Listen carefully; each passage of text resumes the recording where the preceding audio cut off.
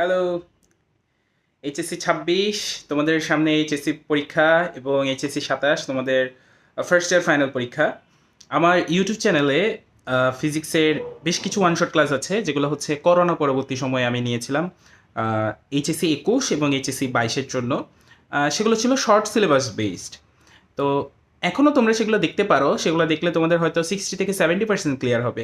কিন্তু বর্তমানে যেভাবে কনসেপচুয়াল প্রশ্ন হচ্ছে, আমার ওয়ান শটের ক্লাসগুলো আরেকটু লেন্দি করতে হবে, আর একটু আপডেটেড কন্টেন্ট দিতে হবে।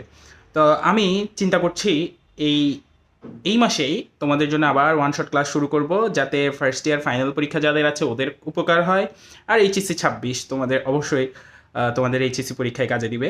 তো আমি তোমাদের মতামত আশা করছি, আমার কি আবার নেওয়া উচিত কি না তোমরা জানাও, কমেন্টে জানাও। আর ক্লাসগুলো সব আমি নিব plasma physics Abid sir HSC, এটা হচ্ছে আমার ফেসবুক গ্রুপ, ওখানে আমি লাইভে নিব। Till then, tata, all the best, আল্লাহ হাফেজ।